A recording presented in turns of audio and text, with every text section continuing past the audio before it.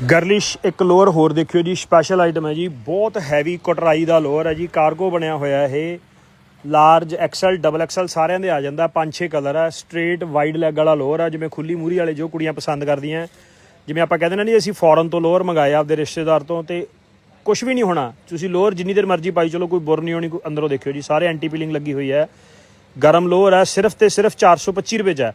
ਮਤਲਬ ਇਹ ਵਾਲੇ ਜਿਹੜੇ ਡਿਜ਼ਾਈਨ ਹੈ ਨਾ ਜੀ, ਜਿੰਨਾ ਸਟਾਕ ਆਈ ਜਾਂਦਾ ਤੁਹਾਡੇ ਆਸ਼ੀਰਵਾਦ ਨਾਲ, ਕਸਟਮਰ ਇੱਕ ਲੈਣ ਆਇਆ 5-5 ਲੈ ਕੇ ਜਾ ਰਿਹਾ। ਕੁਆਲਿਟੀ ਇੰਨੀ ਫਾਈਨ ਹੈ, ਇੰਨੇ ਵਧੀਆ ਲੋਅਰ ਹੈ, ਇੰਨੇ ਹੈਵੀ ਕੱਪੜੇ ਆ ਨਾ, ਔਰ ਧੋਣ ਤੋਂ ਬਾਅਦ ਇਹਨਾਂ ਦੀ ਆਫਟਰ ਵਾਸ਼ 0% ਕੰਪਲੇਂਟ ਆ, ਕਿਉਂਕਿ ਕੱਪੜਾ ਹੀ ਇਹ ਜਿਹਾ ਕਟਰਾਈ ਹੈ, ਤੁਸੀਂ ਸਮਝ ਸਕਦੇ ਆ ਕਟਰਾਈ ਤੁਹਾਨੂੰ ਪਤਾ ਹੀ ਹੈ ਕਿਹੜਾ ਕੱਪੜਾ ਹੁੰਦਾ। ਔਰ ਕਟਰਾਈ ਦੇ ਅੰਦਰ ਗਰਮ ਕੱਪੜਾ ਲੱਗਿਆ ਹੋਇਆ, ਫਲੀਸ ਲੱਗੀ ਹੋਈ ਹੈ, ਸੁਪਰ ਕੁਆਲਿਟੀ ਫੁੱਲ ਵਾਰਮ ਲੋਅਰ ਆ। 425 ਰੁਪਏ 'ਚ ਆਪਾਂ ਇਮੈਜਿਨ ਨਹੀਂ ਕਰ ਸਕਦੇ। ਤੁਸੀਂ ਆ ਕੇ ਦੇਖੋਗੇ, ਤੁਹਾਡੇ ਕੋਲ ਲੋਅਰ ਪਹੁੰਚ ਗਿਆ, ਤੁਸੀਂ ਹੈਰਾਨ ਰਹਿ ਜਾਓਗੇ ਵੀ 425 ਰੁਪਏ 'ਚ ਇੰਨਾ ਸੋਹਣਾ ਲੋਅਰ ਮਿਲ ਰਿਹਾ।